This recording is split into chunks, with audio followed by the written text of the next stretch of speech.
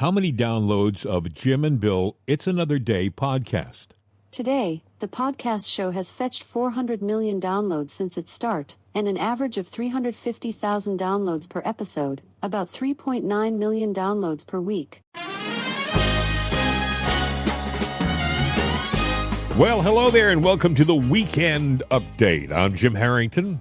And I am Bill Knight. Happy Saturday to you. Don't forget to get your right side coffee to start your day like I'm doing right now. You know, it is a blend of perfection. And I have to tell you, our marketing department has been in overdrive mode, putting together a new package, a custom package that incorporates our new slogan, which, of course, again, tip of the hat to our friend Bart down in Vero Beach, who made the suggestion. Bart, this sip of coffee is for you.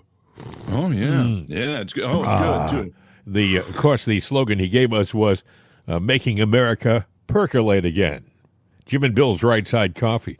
And it's going to be on the bag. And, Bill, do we tell them what the bag says, or should we just ask them to go there and see for themselves? You know, you want to tell them because it's kind of cool.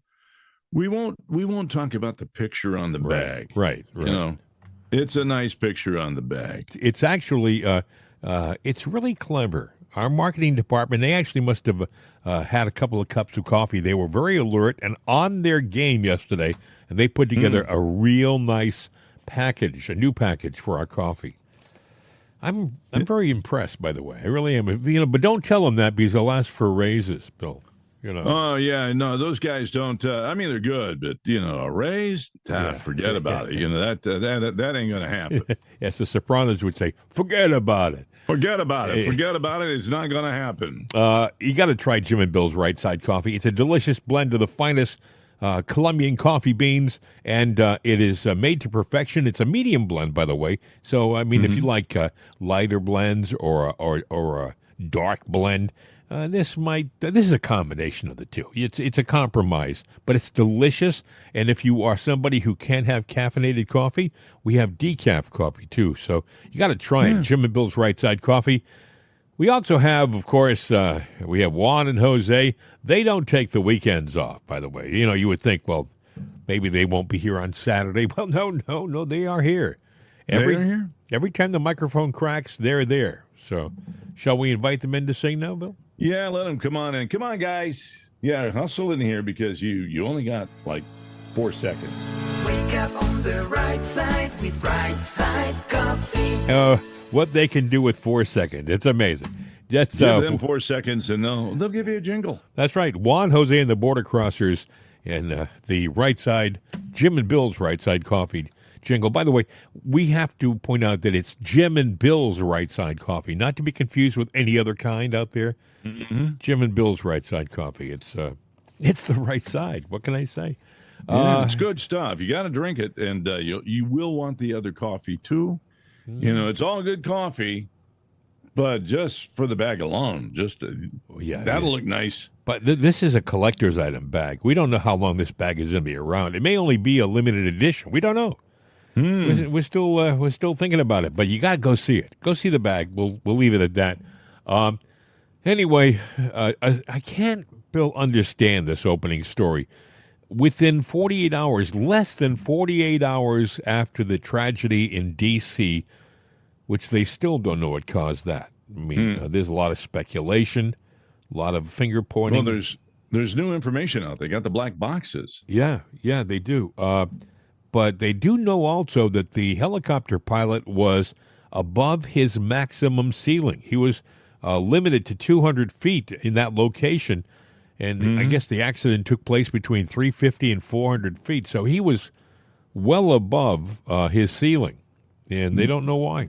There's a lot of things in there that they shouldn't have had the night vision goggles on, but they did. But the black box says that they actually did see the plane in question, which that puts it into their hands. Yeah. Why the hell were they in the way, and why didn't they get the hell out of the way? Yeah, I don't know whether we're ever going to get the answers because it involves a military helicopter, and there's probably things that they just don't want the public to know no matter what. Right.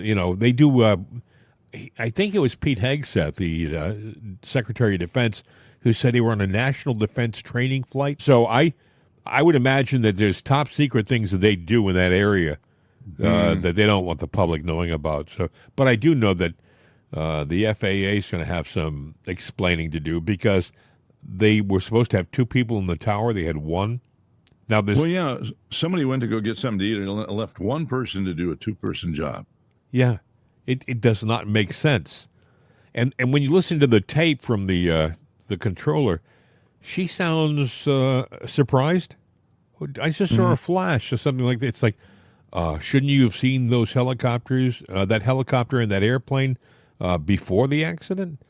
I'm not I'm not experienced. I don't know what kind of training they get, but I was told that they can see the aircraft on their screen and they can see the elevation on the screen.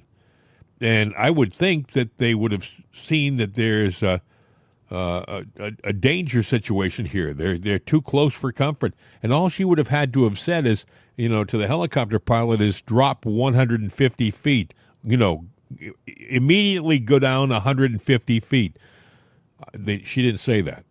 Well, there's a reason for 2 sets of eyes. Number one, you have the scope that's right there that you always see. It goes around. It's 360 degrees, and it's a full compass. So you could look at that and see the traffic that's going there, the direction of them, the codes for the plane, the altitude. It's all right there, unless, of course, they've turned their transponder off, and then you wouldn't see that, but you would see the scope, and that's probably the most important thing to look at, and then take a quick gander up or say, do you see something off at 180 degrees? Yes, I do. Okay. Yeah. That's why you need the 2 eyes. You need, more than just one set of eyes there. So she could have looked to the sky at the time when maybe somebody was going, maybe they were flying and doing it kind of like in a stealth mode, and just doing exercises. Check out flights. Now, of course, I don't know. the media, they will blame Trump for everything. Yeah, for everything. Trump came out and said something like, and I'm just paraphrasing, but he made some thing like it could be a result of a DEI situation, diversity, equity, and inclusion. And they said, oh, how can you possibly blame this tragedy on DEI? You don't have all the facts. Well, he, first of all, is the president, so you have to automatically assume that he knows far more than we do. Right off the bat, he knows far more than we do. But second, like he probably knew the makeup of those people in that tower. We don't. We don't know. But all I was going to say, Bill, was that it has been proven. Facts are coming out now that during the Biden administration, they increased the hiring of people who are unqualified people in FAA positions. So they put traffic controllers who weren't qualified, but filled a checkbox, into a situation. That to me says right off the bat that the president was right. That maybe we didn't have the best and the brightest sitting in the tower. Both Obama and Biden did. They hired people with intellectual, psychiatric, and severe physical disabilities. You want the best that you can be up there. Now, if you're, maybe if you've got a physical handicap, okay, I get that. But if you're not mentally stable, if you're not able to comprehend what's going on, that's a very intense job.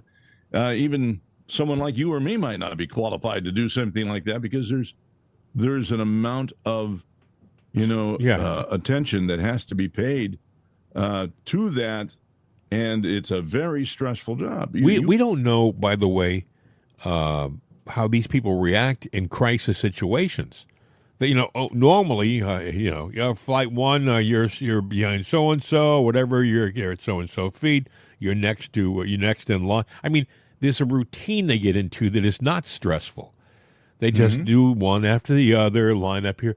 But all of a sudden, there was a crisis situation where lives were on the line, and you don't know, again, going back to the DEI hires specifically, you don't know how these people react in crisis situations.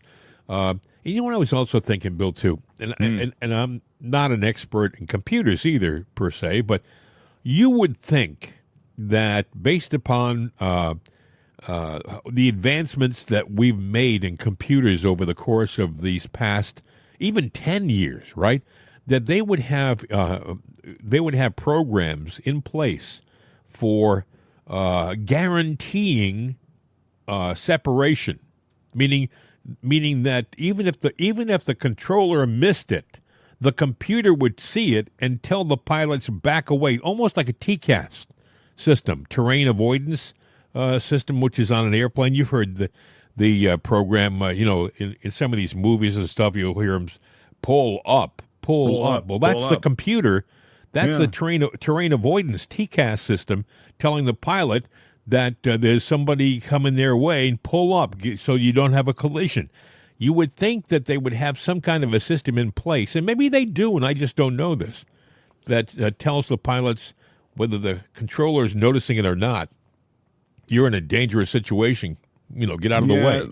Some of that, though, is all dependent on input before takeoff and any adjustments that have to be made. You take off at an airport, you adjust your altitude, and that gets you set for ceiling and bottom ground. What you're saying is let's say you're taking off from an airport that's 500 feet above sea level, right? So you're adjusting for that. You have to make a physical adjustment on your instruments to let the plane know that you're on the ground at 500 feet. You're not in the air at 500 feet, right? Am I correct? Right. Yeah, you're making those adjustments, but there's more sophisticated things in there, and somebody didn't do their job.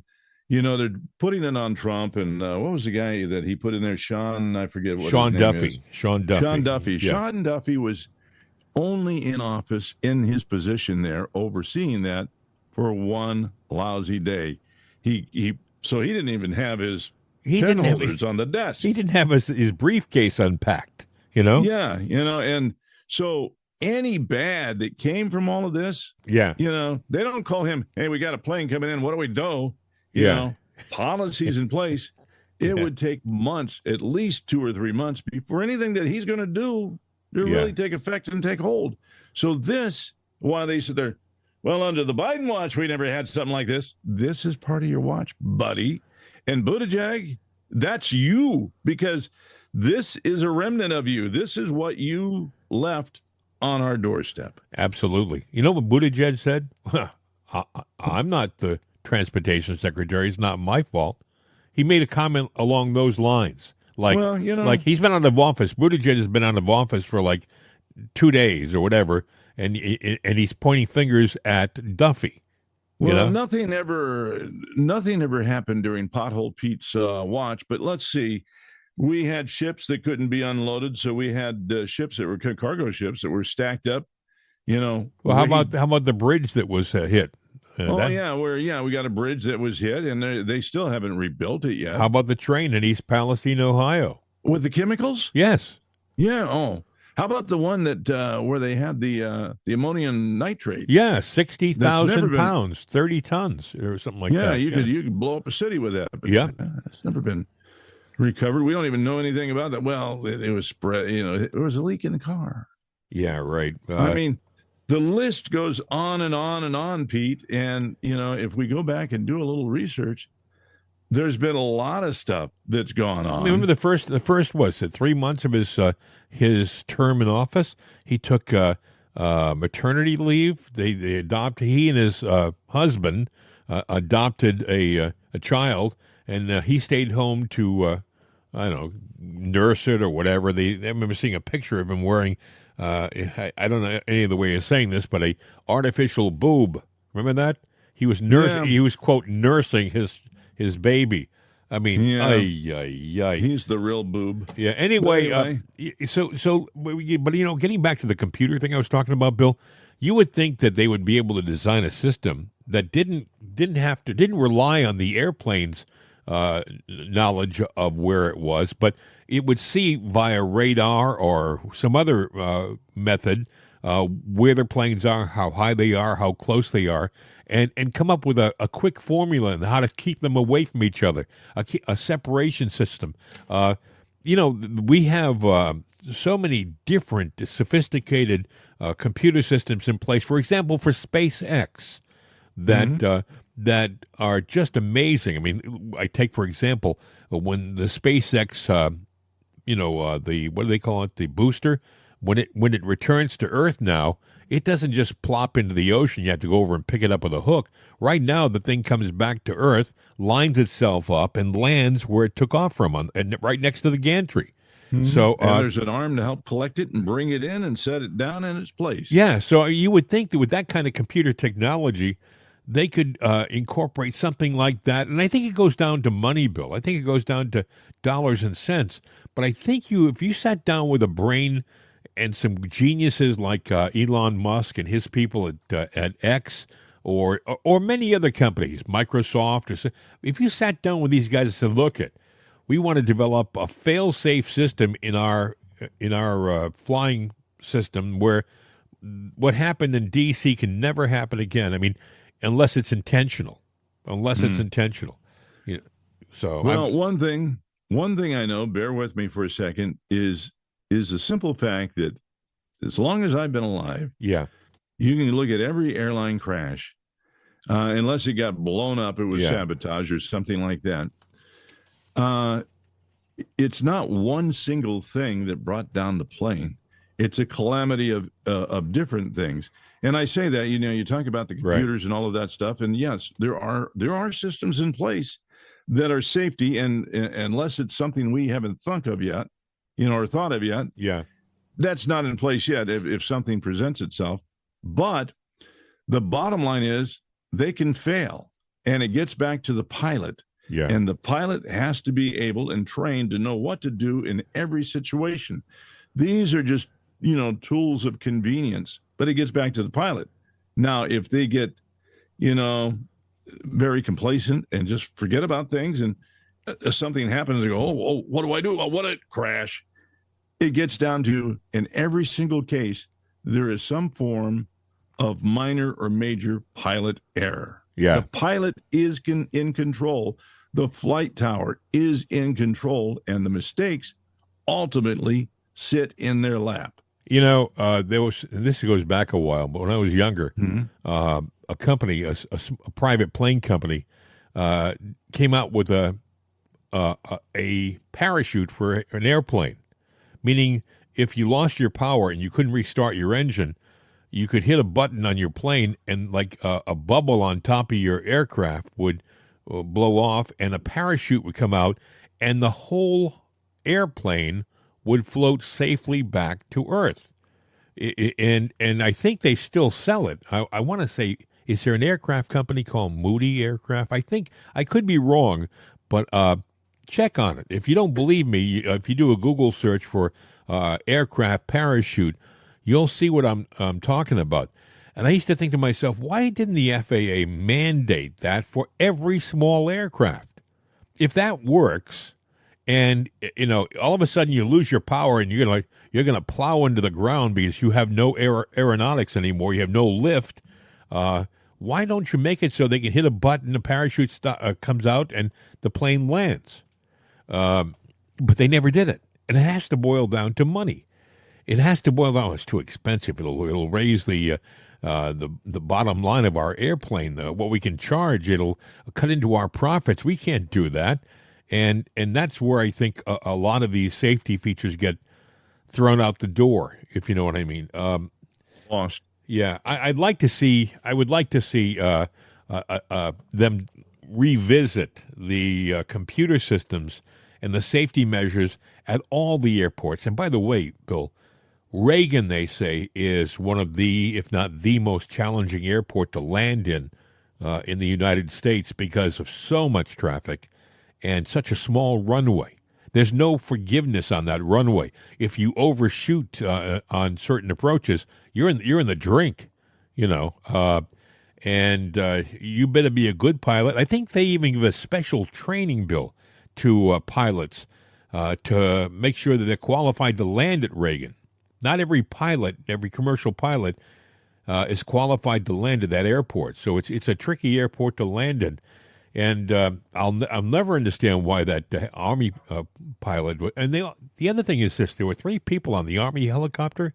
They released 2 of the names and the pictures of 2 of the pilots. The third pilot, I was told, was a woman, and there was some question about some things, and it goes toward DEI, and I'm not going to get into it. I do not know. It's a tragedy, no matter what. It's a tragedy. My heart goes out to those people and their families. It's there's no.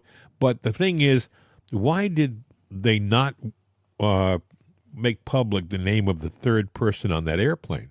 What is it? I think they're saying the family wants to keep it quiet, but I don't know whether it's ever been a situation where the family has the authority to keep it from being released publicly. Is there something more that we don't know that they're keeping quiet? I don't know. Bill, and then there's less than 48 hours later. This is mind-boggling. Less than 48 hours later, 140 miles away to the north in Philadelphia, a ambulance jet flown by a company that's based out of Mexico, it nosed into the ground. They said it wasn't in the air 30 seconds. It took off from an airport outside of Philadelphia, and it went up, and they said it, and if you see the pictures, folks, it's like a Scud missile coming in to nail a target. It goes nose down and full speed right into the ground. 6 people on board that aircraft dead. A child, the child's mother, 2 doctors, and a pilot and co-pilot.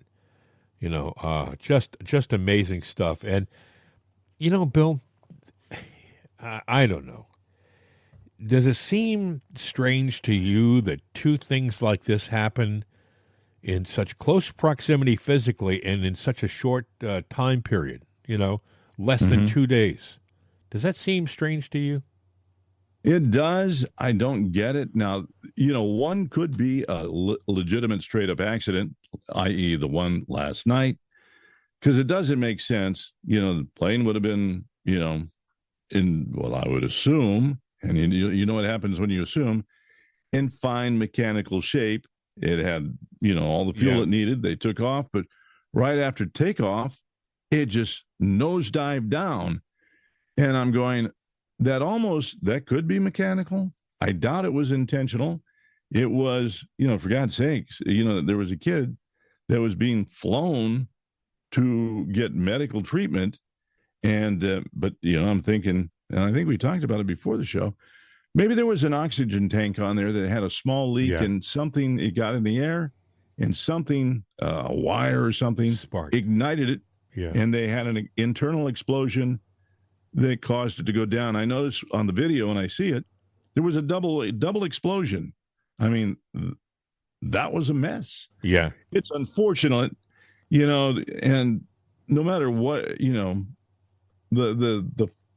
air traffic or the flight before, where we had the problem, there probably is something to be said about the DEI scenario. Yeah. This one, I don't know. But, they've got 2 major air crashes that have to be investigated. And that's a big job. What I know is the initial story you get from the press is usually wrong. Mm-hmm. And I don't know whether we're ever going to get the whole story. And there's the part of me that wonders, and I wasn't alone because I heard other people asking the same question. Is there something nefarious happening that we don't know about that is causing these accidents, and can we expect more to happen? And I'm not saying the people on these planes knew what was going to happen, but was there something that happened that we don't know about? We had these drones in New Jersey. We don't know what they were doing or why they were there, but might there have been some involvement with drones? In both accidents? Was there some confusion? Did these drones have the capability to confuse instrumentation on small aircraft. We don't know. That's the problem with having unknown, vehicles flying around our airspace. We don't know what these damn things can do. Now, I'm not saying there is a connection.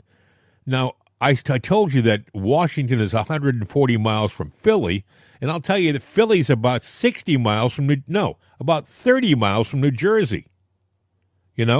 So that whole corridor there has had some issues over the last month and 2 months that are questionable, and I don't know. We haven't got any. I watched last night. I was amazed at how a cable news channel can spend several hours rolling the same video over and over and over again with the same kind of interview, different people with the same answers. We're talking with a pilot of this type of aircraft. Can you give us an idea of what happened? And he gives an explanation. Then they go to another guest, right? And you think, well, maybe we'll get something different from this guy. They turn around to this guy, and he gives the same answer. They spent hours doing something that they could have done in like 5 minutes, but they were stretching out the story. There was no new details. Then they say, okay, our reporter on the ground has an update on what's happening. They go to the reporter and they say, well, here's what's happening. The same thing that I told you happened before is still the thing that was. She wouldn't give you any new information. I don't know. I found it interesting that we are. I don't know. Maybe they do it because they have a rotating audience and they want to have the new people constantly be updated. Maybe that's the reason why. If you watch it for any period of time, you're gonna you'll cross your eyes. But I do know that we've got to look seriously at our. I heard them say constantly. By the way, I know I'm kind of rambling here. I heard them say we have the safest air system in the world is in the United States. This is after two accidents within 48 hours, two devastating accidents within 48 hours, and the first thing they want to do is tell you everything's fine. Don't worry about it. Who are you kidding? Don't worry about it. Everybody's going to be worried about it. Everybody who steps inside an airplane, no matter whether it's private or commercial now, is going to be concerned about the safety of their flight because all of a sudden these strange things are happening.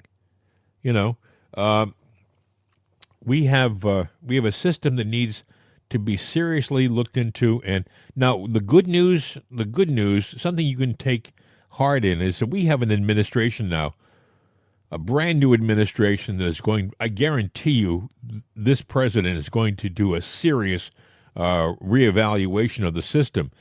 This guy owned an airline. People say, "What do you mean Trump owned it?" They used to be Trump Airlines. He had a bunch of DC 9s or something like that that he owned. I'll never forget. They were like black with big Trump lettering on it, and he flew it was almost like a business class airplane as opposed to just commuter flights that he bought from Eastern, as a matter of fact. Yes, he did. That's where he got the planes from. You're right. Yeah, I remember it well. He was, and they were doing well. I don't know why he didn't stay into that, but Trump is a guy that'll buy something like property. You buy it, you fix it up, you sell it at a higher price. Yeah. And he might have dabbled in the airline business. That is a tough business to be in. Yes. It really is. Us having the safest and the best, I don't know about that because over the years I've seen a lot of tragic things, but it's been worldwide.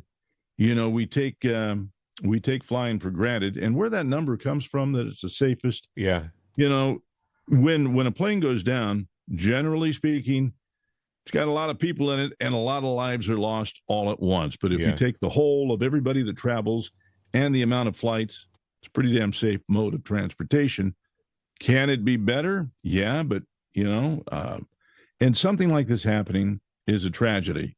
But to blame it on Trump. Well, he's been in the office for 8 days now, and he's made all these new decisions and appointments. The guy was not even in there 24 hours, So any policy that was in place is from the previous administration or administrations is old policy that hasn't had a chance to be updated. You got to give it time. How many of our listeners have wondered, I'm sure they're out there, if we took the money that we were throwing out to these different wars around the world and used it to reinvigorate our commuter systems and our trains and stuff like that, would we not have the best in the world? I mean, the billions of dollars we've thrown away to fight wars in the Ukraine, if we said, no, we're keeping that money and we're going to rebuild our entire train system, we're going to put in maglev from Los Angeles to New York. Now, it's funny you mentioned the trains and the rails. Yeah. Because I always thought, that's a cool mode of transportation. And they even talked about the super train. There was money allocated, a budget put forward during the Obama administration. That was one of the things that he was going to do, is reinvigorate and redo our rail system. He did not. Do you see new tracks or nothing? Do you drive over tracks on an intersection there and they're old tracks? Hell, you might get a flat tire if one of the rivets holding down the rail pops up. I've had that happen before. Yeah. The trains, I see a lot more trains that are graffitied sitting in the yard than I do on the tracks, carrying, supplies and carrying people. And the rail system, as old as it's been around, as long as it's been around, it's still one of the best ways we have to carry some serious cargo, across this big nation that we have, and also, transport people. We should look at it. If we were to take the money we blow on foreign aid and foreign wars, and even if we said to the military, the vast military complex, industrial military complex out there, if we said to them, look, we know you make a lot of money making shells and bullets and stuff like that, but we also know you have the industrial manufacturing ability to make changes to your system and to help us build these trains. I mean, if you're in a business and you're saying, wait a second, I can make $1 billion profit if I sell bullets and shells, but I can also make $1 billion profit in peacetime helping to make rails, for the railroad system. I would think that would pacify and placate a lot of these people who are so used to making just the military stuff. The other thing is this.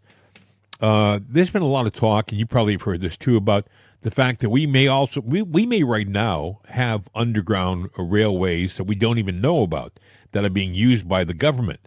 There's been a lot of talk about that, but I would think that if at the very least, if we don't have it, we probably have the ability to create stuff like that. Underground. We have these tunnel drilling systems. You've seen them. In Pittsburgh, for example, they wanted to build a subway tunnel underneath the Allegheny River.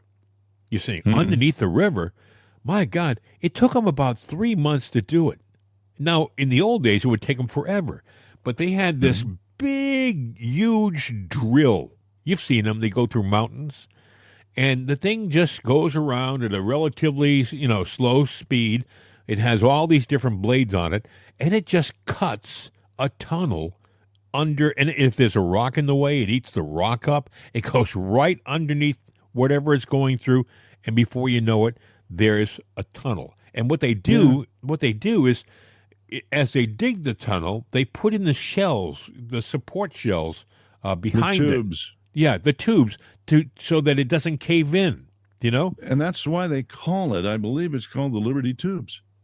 Well, I don't think that was done that way, Bill. But one of them is the Squirrel Hill, or one of them. Well, there is something called the Liberty Tubes, but that was made in 1928, and they didn't have these kind of drills. What they have right now, what I'm talking about, is something they came out with. They've made tunnels, for example, in the French Alps with these things. They've gone through mountains with these things.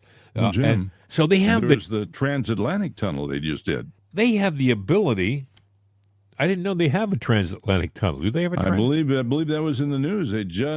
They have been doing that forever, and I think they've either just completed the thing or came close, or they're close to doing it, but they've been doing that for a while. I haven't heard a thing about that, but that's interesting.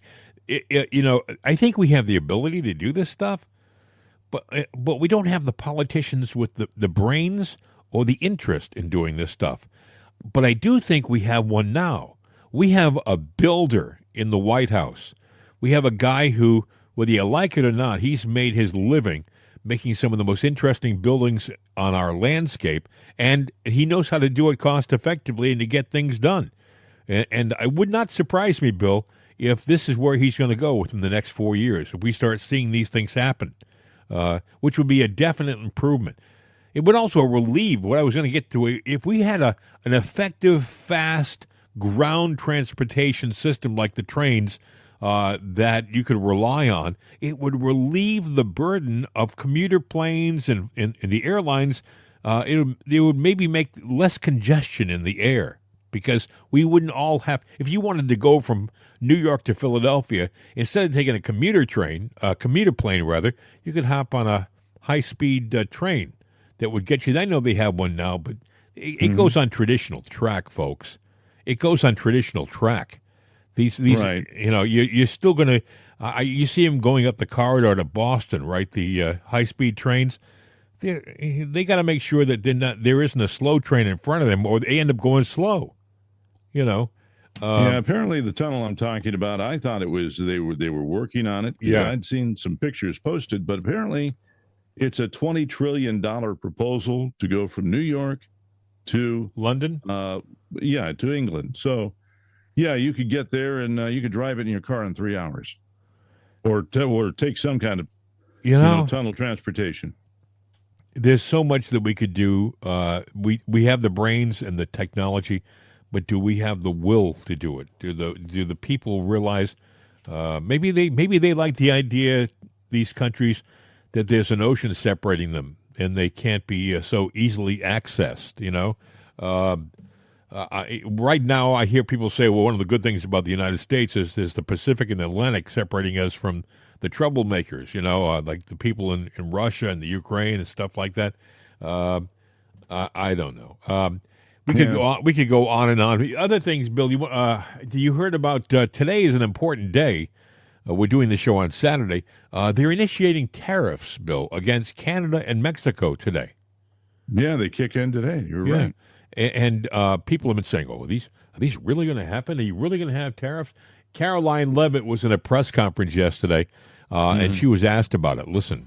Friends at Reuters are reporting that the president has made a decision on the Canada and Mexico tariffs, but that they won't actually be implemented until March 1st. I was wondering if you could confirm that and talk through some of the president's thinking. I saw that report and it is false. I was just with the president in the Oval Office, and I can confirm that tomorrow, the February 1st deadline that President Trump put into place at a statement several weeks ago, continues. The president will be implementing tomorrow a 25% tariffs on Mexico, 25% tariffs on Canada, and a 10% tariff on China for the illegal fentanyl that they have sourced and allowed to distribute into our country, which has killed tens of millions of Americans. These are promises made and promises kept by the president. The president yesterday said that last night he was planning to discuss whether an exemption would be made on oil imports. Do you have any information on what decision he made there, or will there be exemptions at all offered under this? I don't have an update or readout for you on the exemptions, but those tariffs will be for public consumption in about 24 hours tomorrow, so you can read them then. The funny thing about this is they seem like they're surprised that he's actually going to implement the tariffs against Canada and Mexico. They've had warning.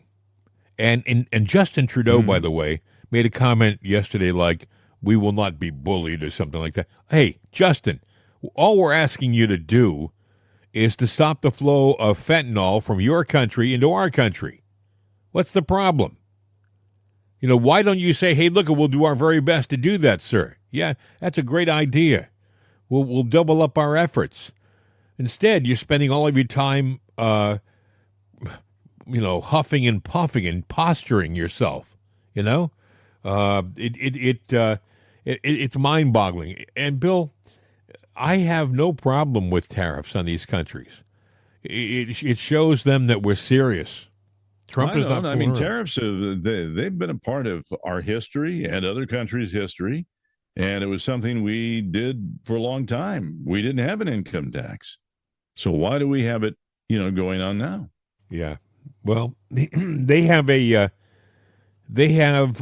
lot of thinking to do. People were saying, well, they still have time to change their mind. No, Trump is not going to change his mind. He said if you don't do it by Saturday, if you don't do it by February 1st, we're going to initiate a 25% tariff. And after that, it's going to go up to 50%. And he has no problem with that. And quite frankly, they need us more than we need them. Look, I love Canadians. I love Canada. I've been there many times. I used to go there when I was a little boy with my parents on vacation. I went there with my family on vacation, on trips to Toronto and places like that. Had a great time. Love the Canadians. Always thought it was a kindred country. But the fact of the matter is, to my Canadian friends who I care a lot about, I think you have a government that needs to be, you have to etch-a-sketch it. I don't mean it through violence, through voting. You have got to change the thinking up there. You have a guy, I forgot his name, Pouvreau or something, Pierre, anyway, the guy who was eating an apple during an interview. This guy, to me, is the kind of leader you need. He's a leader of the people. He's very much, I don't mean he's like Trump, but they're cut from the same kind of cloth, if you know what I mean. They're not pretentious. They're not, you get what you get. People are saying about Trump, boy, he's doing all these different press conferences impromptu, and the media has never had so much access. Well, I think Trump's attitude is, look, you hired me to do something, and the only way I'm going to prove that I'm doing it is to keep a constant flow of information to the people. So I'm going to keep talking, and that's what he's doing. But this guy up in Canada, what a breath of fresh air he would be compared to Justin Trudeau. Justin Trudeau is just a con man, and he's hurting your country. Don't get into this fight over tariffs because you're going to lose. We don't need what you're selling us. If we may lose. That's what Trump said. Yeah, we can make it up from some other country or internally. Mm-hmm.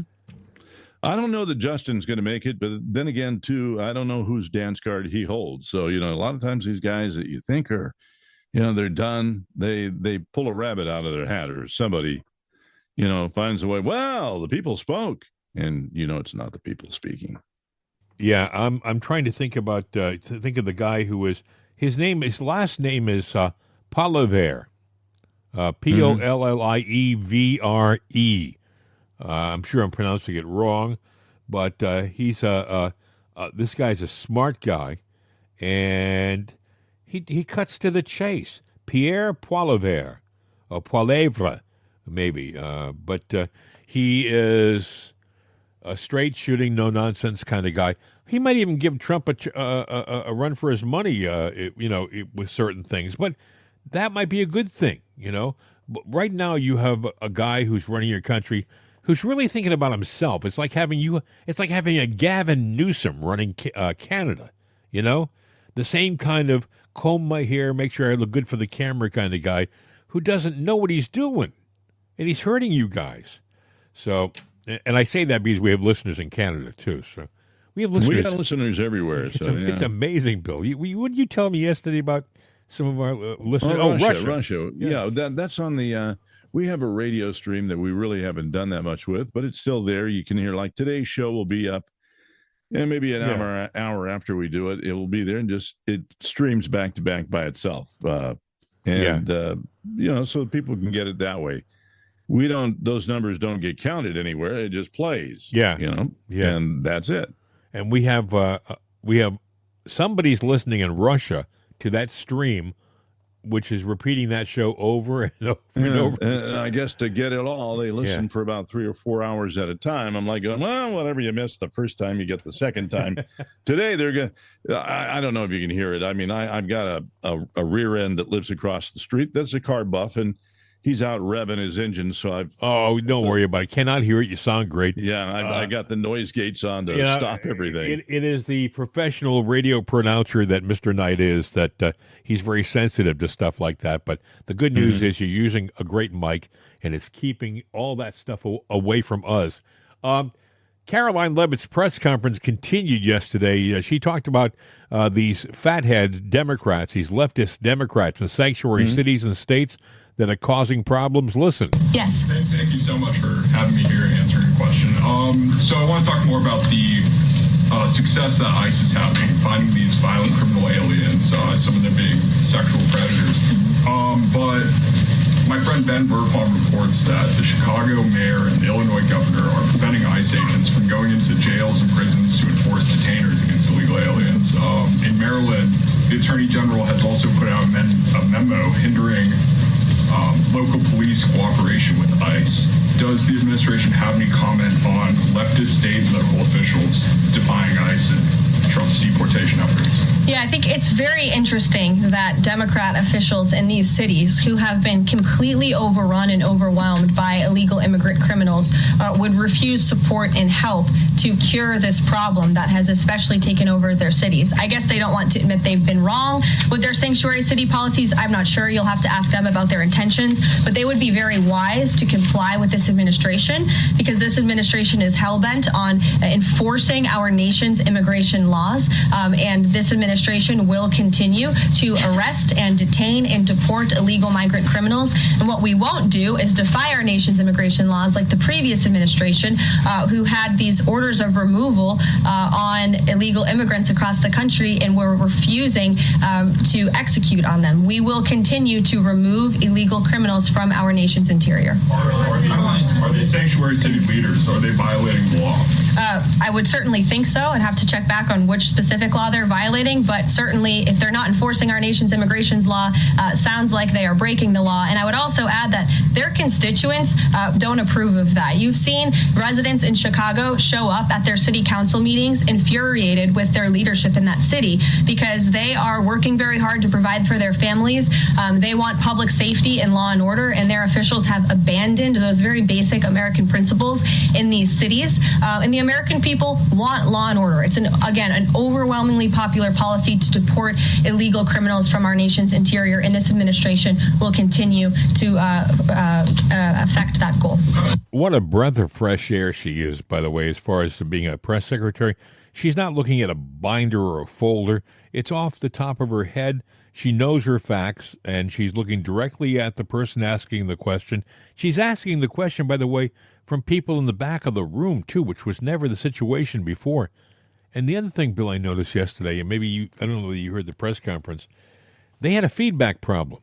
And I've never heard that at a press conference of the White House in my career. It was an annoyance in the beginning, and it went on for a while. And I was thinking, there's got to be an audio tech doing those press conferences whose job it is to run the levels on the microphone to make sure that this situation doesn't continue. But it actually went on for a while. And I'm thinking, is there somebody messing around with the system just to cause a little problem here, a little problem there? You know, Probably. It's amazing. Anyway, there was also another situation, Bill. We were talking about the flights, the crash at D.C., and NBC, which is, it's a leftist news organization. Now, it used to be such a good news organization. I go back to the days of Chet Huntley and David Brinkley, right? They were down the middle, neutral, all-American news. You could rely on them for news. Well, now it's become a leftist tool, and it's just it's an embarrassment of itself. But they like to get their 2 cents in. There was a press conference with the NTSB about the crash in the Potomac, and this clown from NBC thought they'd make it political. Listen. Hello, Sir. Tom Costello with NBC News. Does it hurt your investigative process, maybe for the chairman, does it hurt your investigative process have the president already suggesting possible causes here as you try to keep an open mind and begin this investigation? Tom, with all due respect, I think the press also likes to state what probable cause is before we get to the probable cause. So what I'm going to say is you need to give us time. Yeah, she says, the press was saying, did the president jump the gun and give a probable cause before he had knowledge of the probable cause? And this NTSB official came out and said, with all due respect, Tom, I guess that was the guy from NBC, the press likes to do that too before we have an answer. So what we need is time. The press is getting pushback for the first time in 4.5 years. It's delightful to watch. It really is. Didn't they lose some office space around, where is it, in the Pentagon? It's funny you should say that. I think they were thrown out, weren't they?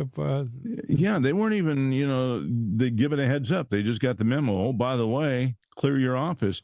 And what that is that they have access to the Pentagon and a lot of things that are going on by being there.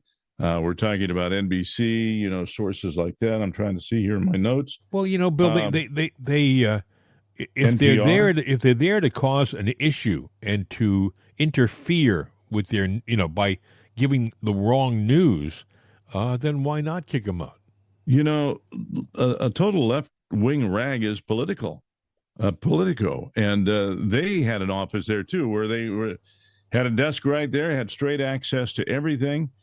And all these news sources, NBC, all of them sit there and they take the news and they give you bits and pieces of it. They don't give you the whole story, or at least summarize both sides, so you get the whole idea of what's going on. They keep you blind, and that's wrong. So, speaking of the Pentagon, Pete Hegseth did a press. Well, it was an interview with a few people yesterday. I don't know whether it was a full-blown press conference, but they asked him about, does this mean that you would use, there was some gunfire this week. I don't know if you're aware of this or not, folks. There was gunfire on the border between cartels and our military on the border. It was the cartel showing us we don't worry about you.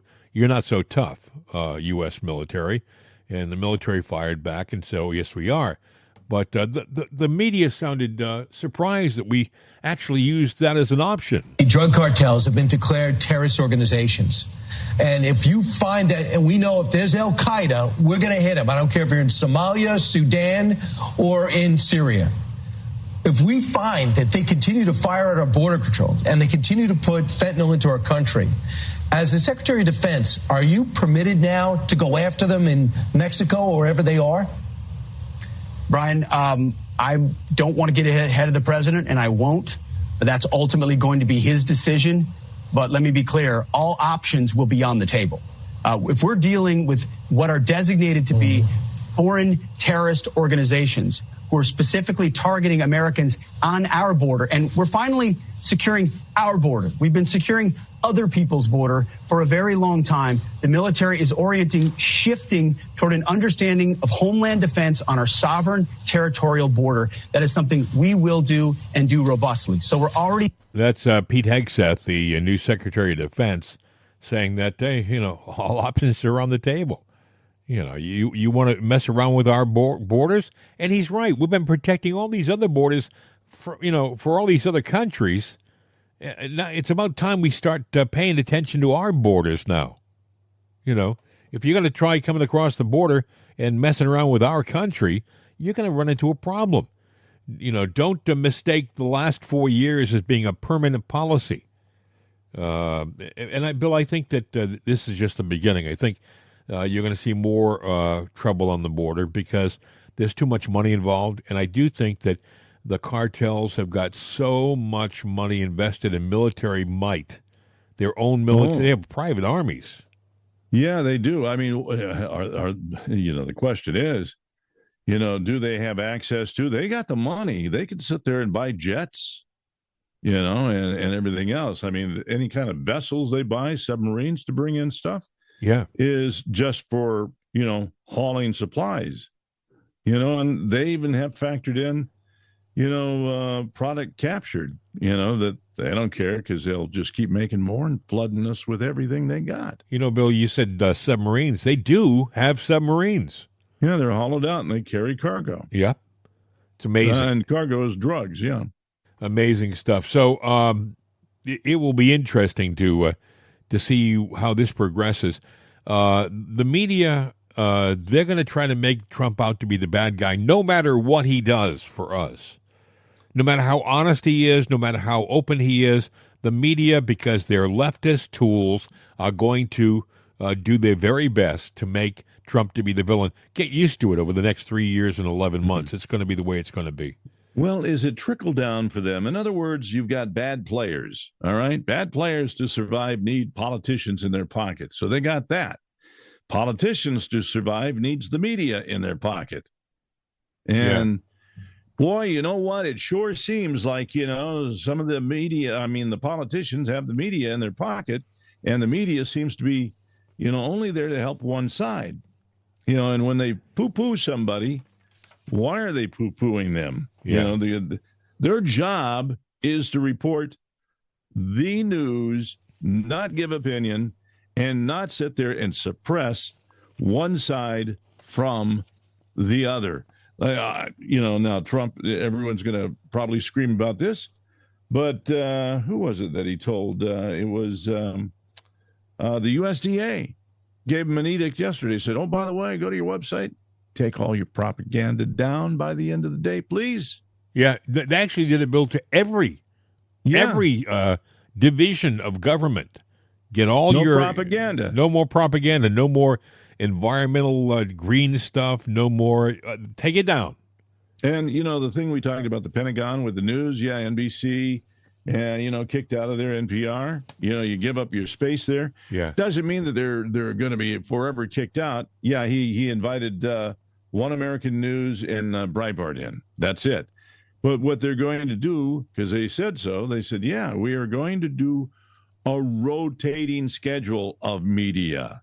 Yeah. So everyone will get, some access, close access, but you're not going to sit there and be able to, pitch a tent up the rear end of the Pentagon. If you feel bad for NBC and you say, I don't. Well, I don't. Have you heard about this?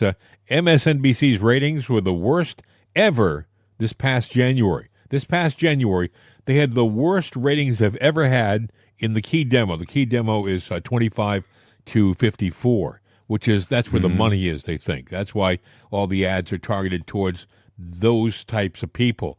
So MSNBC, they brought Rachel Maddow. They had given her, I don't know how they could do this. They gave her a raise of millions of dollars and told her she could do one show a week. And now they're saying, then they said about 2 months ago, Rachel, you have to come back to the office and do 5 shows for us. We're going to give you a pay cut, and you have to do 5 shows a week now. So they brought her back, and she was doing her 5 shows a week, and yet they still tanked. Yeah. Who I thought did better than her was Chuck Todd. Now, he's a lefty liberal, but I thought he did a better job. He'd been around for a long time. Rachel, where she's going. And Chuck Todd was he was the host of Meet the Press. They fired him. Yeah. They told him, Chuck, get your stuff. You remember that job you used to have? Well, you don't have it anymore.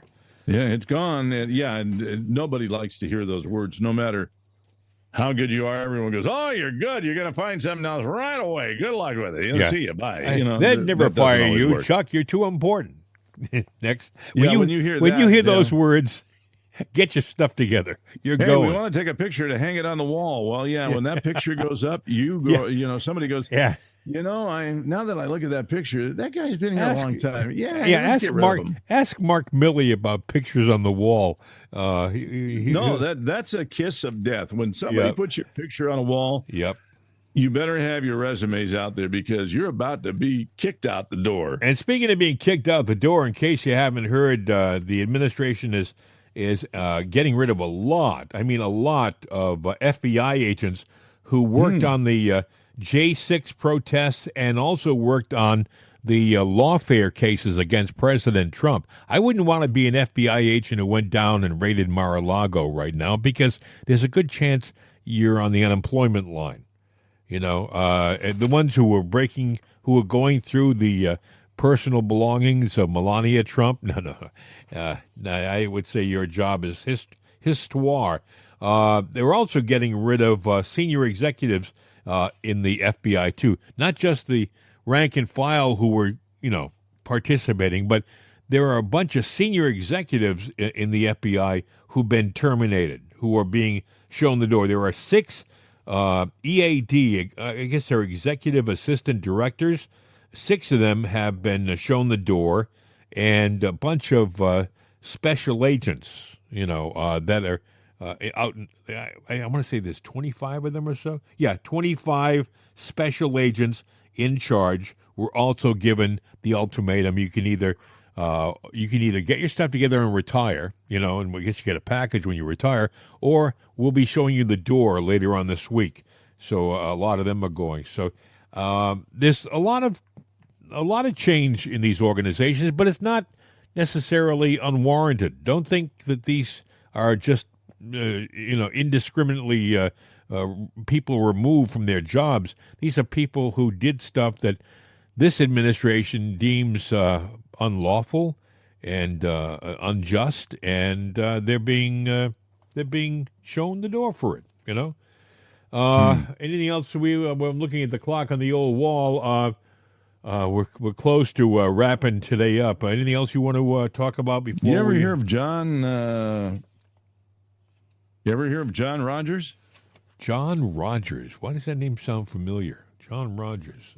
Tell me about it. He was the advisor to the Federal Reserve. Advisor to the Federal Reserve. Oh. Well, apparently he got arrested because he was leaking trade secrets, all kinds of tariff information, everything to China. Ooh, naughty boy. He's been in there since. He came in during the Obama administration? Yeah, around 2010. So he was there during the Trump administration, too. First term, Trump probably didn't know anything about him. Oh, okay, seems like a good guy doing an okay job. Yeah, he sure was, and pretty heavy during the Biden administration. And, of course, now Trump going, okay, we need to clean out the rats. Turned out he was a rat.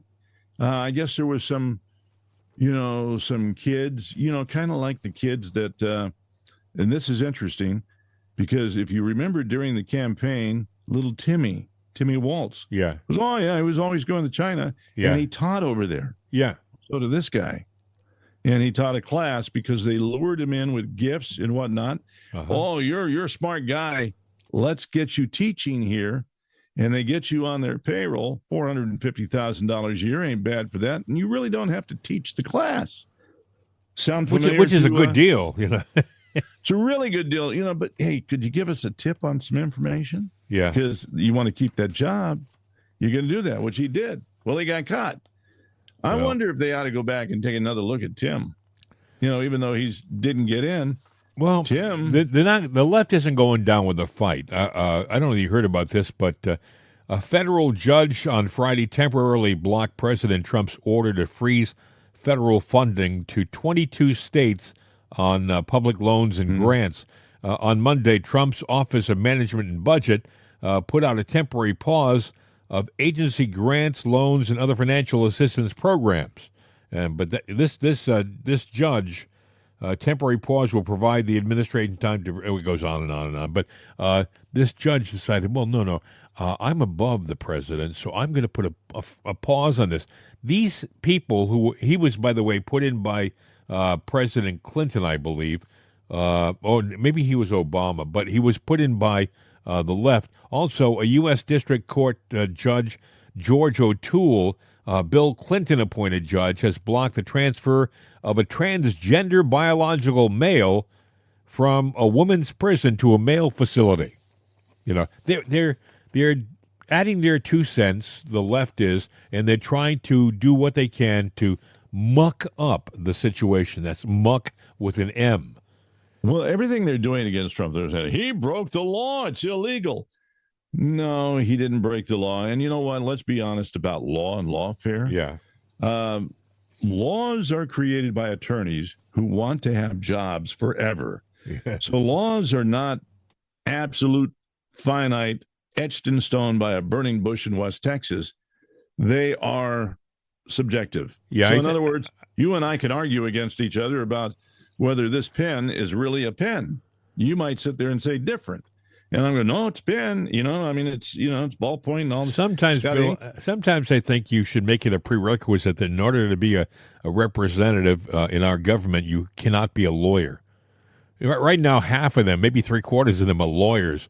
Well, that throws common sense out the door if you have a non-lawyer in there and aren't the laws there to protect and to serve us? Well, not to sit there and control us. Representatives, when our country started, for the most part, were farmers.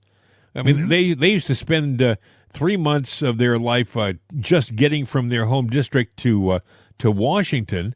Then they would do their governing. Then they would spend another 3 months going back to their home place because it was, they may have lived quite a distance away.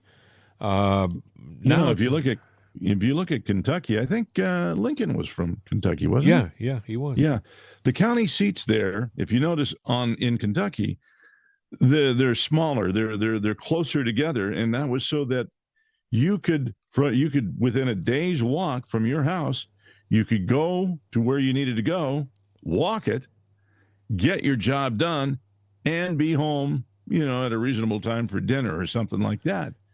I should point out with the caveat, he was from Kentucky, but he, as an adult, was a lawyer in Illinois, Springfield, Illinois. Another thing I wanted to point out before we wrap this update up, Tony Blinken, very unimpressive guy. He's out of government, thank God, right now, because this guy was just an embarrassment, I think. He couldn't negotiate what he was going to have for breakfast the next day. I guess out of the 51 people who were on that ad that were saying that Russia involvement was, do you remember that ad that in the 2020 election, right before the election, they came out with this advertisement. I think it was in the New York Daily News. 51 intelligence officers had a letter that was full of fictional statements about Russia and Trump's involvement, and just it embarrassed President Trump. So President Trump has had the last laugh.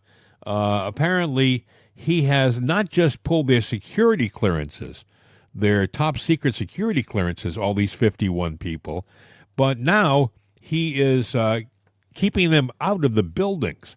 They don't have access to these government buildings anymore.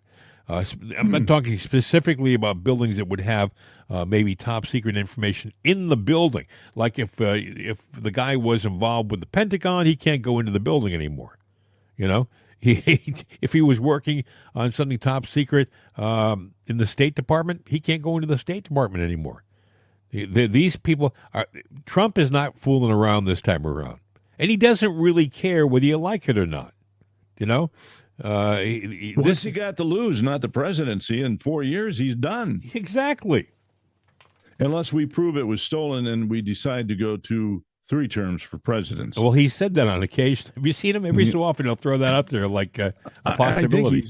I think he's trying to get their goats on that. But you never know. I mean, never say never. No. Sad news. This out of the State Department. But apparently the State Department has to, they lost the T from their LGBTQ. Now it's just LGB. They lost their Q. T? The T and the Q? Yeah. Well, it says it's LGBT, so there's no Q. No Q anymore? Well, they didn't have Q in the story, but I think there is a Q, but they took the T out. Either way, they lost the T, so there is no transgender. So it's LGBTQ. All right. And, I gotta ask you a question. Uh-huh. L, okay, lesbian. Yes. G, gay. Right. B, bisexual. Right. All right. And then T is transgender. And then, of course, they put the Q in for queer. Okay. What is the difference between gay and queer? Well, Yeah, I'm almost wondering if Q just kind of the Q community. Doesn't that kind of sum it all up? Yeah. I don't know, folks. And I'm not saying that as a you got to talk to a slur. leftist to get you have to talk to a leftist to get an explanation on that. No, I'll give you the explanation. Okay. That's why you got LGBTQ. You're a rat. Okay, rats. Yeah. I guess as you go along, if you determine you're a different something, you can add that to the list of letters. Is that how it works? Yeah, and people go, hey, I want to make a name for myself. People want to stand out in the crowd. I've often wondered if you're albino, shouldn't you have an A in there? Men that wear baseball caps because they got no I hair. wear a baseball cap all the time. It's the poor man's hairpiece. There you go. So, yeah, you should do that. I've got a short toe from surgery. So maybe, the short-toed guys, there's very few That's of us. 2 letters, though, Bill. That's ST. And it might be you might be confused. They may think you're a short transgender. Well, that's true. Yeah, well, that would be like stubby, too, But either way, all these words are terms of separation. Separation. Yep. And what they're doing is they're dividing you into little communities. Yep. And those little communities now depend on the Democrat Party for some kind of understand something, control, folks. man. It's control. Understand something. We don't care. I don't care if you are one of those different categories. God bless you. Live your life. Who you love and what you do in your own home. Live your life. That's your business. Right. None of mine. And I'm not going to separate you and make you into a specific group that has to be treated differently. No. Just lead your life. Bill and I come from broadcast. Let me do a little side here. We come from broadcasting, all right? And in broadcasting, there are people who have different proclivities, they have different life choices that they make, okay? And that's just the way it is. But this is the way it's been for years. I'm talking about decades. Never a big deal. You just go on with your life. It's not the thing that defines the whole person. It's a part of what they are, a part of who we are. There's a lot of other gifts that those people have that make them special. So I guess what I'm saying is that just lead your life. If your life includes a different lifestyle than mine, so be it. Just don't interfere with my lifestyle, and I won't interfere with yours. We'll get along very well. Anyway, I think you worship your God, I'll worship my God. And I'll tell you, there's something, for example, that we all can enjoy, no matter what our lifestyles are. It's a good cup of coffee. Yeah. A good cup of coffee. And have we got the brand for you? Jim and Bill's Right Side Coffee. You're saying, what? Jim and Bill's Right Side Coffee. You're saying, I never heard of that before. Well, listen, the best thing to do is to try some. It's not overpriced. It's not amateur hour when it comes to coffee because it's made by some of the finest manufacturers of coffee in the world. It is put together by a group of by people who know what they're doing. They know how to select the beans and get the right roast. It's a medium roast, by the way, our coffee is, and a medium decaf roast. It's a delicious way to start your day. We would suggest that you try some, and you can do so by going to itsanotherday.com, and there's a button on top of our homepage that says rightside.com. And you press that button, rightsideshop.com. I'm sorry, rightsideshop.com. You press that button, takes you right to our storefront. If you want to go directly to the storefront, just go to rightsideshop.com, rightsideshop.com. You see a whole bunch of neat stuff, and you'll see our brand new. Is it going to be limited edition, or do you think it'll be? What do you think? Well, I know there's another one that's in the works right behind it, but you got to let this one percolate, so to speak. Because I like that. Yeah, you got to let it percolate, and if you want to know the name of it, we won't tell you the spokesperson that's pictured on it. Right. Right. I mean, this guy is Indiana Jones meets and something, then some, you know? and then some, And yeah. then some, yeah. But either way, it's Mappa coffee. Mappa, make America percolate again. Yes. One of our listeners, a fan down in Vero Beach, our buddy Bart, we have to say hello and thank you again because he actually suggested that. You know, he was, hey, why didn't you use this as a slogan?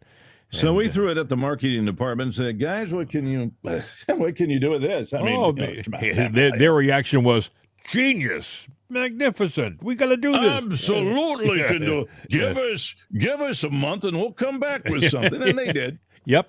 So make America percolate again is our motto for Jim and Bill's Right Side Coffee. We have the bag now to prove it. Got to see it. Check it out. Yeah. Good stuff. And I'll tell you what, you'll be proud to own some of the Mappa coffee or the Right Side coffee. You want to get them both. And I know there's another one that'll be coming out down the road, but Bill, I kind of like the Mappa coffee. I kind of like that. It's a nice, easy way to cut to the chase. Maybe our coffee is called Jim and Bill's Right Side Coffee, but calling it Mappa coffee is kind of neat. You know, it's Mappa coffee for the MAGA person out there. If you're MAGA, you'll love Mappa too. Really. Ooh, I like. You know, even if you're left, you'll like Mappa. Yes. You know. Yes. If you're leftist, you will have a sip of Jim and Bill's Right Side Coffee, and before you know it, you'll be thinking clearly. You'll slap yourself in the head. What was I thinking? What was I thinking? Exactly. Anyway, that's about it. I'm looking forward to the coming week. If the past 2 weeks are an indication of where this administration is going, it's going to be an exciting 4 years. Very exciting 4 years. I have a positive outlook on the Trump administration for the next 4 years. I know the lefty people are going, oh, my God, because they want them out of there. They have been programmed like sheep. That's what the lefty says all the time when they watch the news. But either way, they've been programmed to think the way they do. They got a hate for Trump, a hate for Melania. They have a hate for you. They have a hate for me because we just don't see things the way that they do. But here's what I do see. What do you see? I do see that they will stop at nothing to get rid of Trump. And they've lost all their scruples, all their morals, all their humanity. I mean, if they saw him walking down the street and they had access to a weapon, they would do something. That's how far the left is sunk.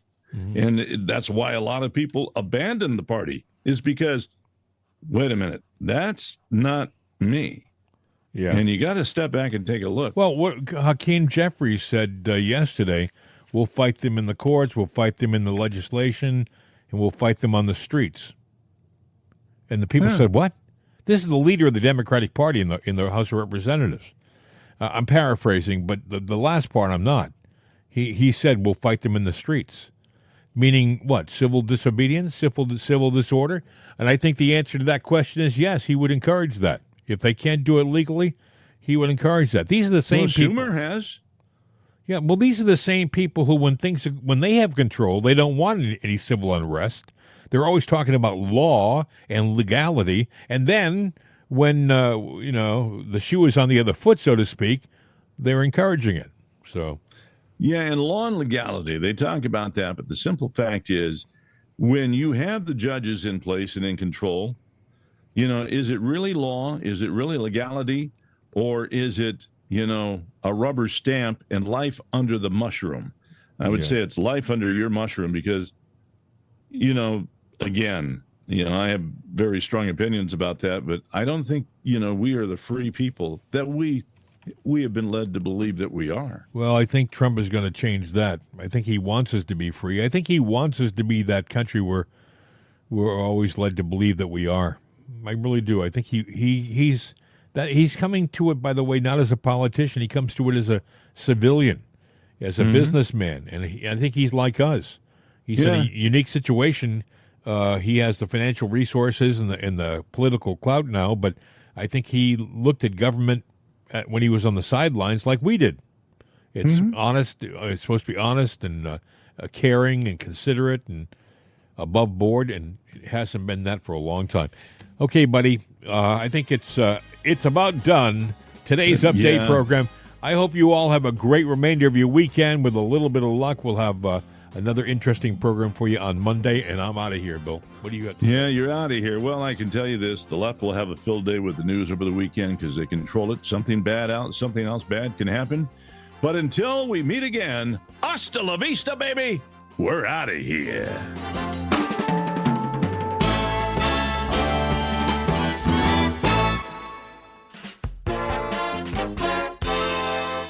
This is CRN America.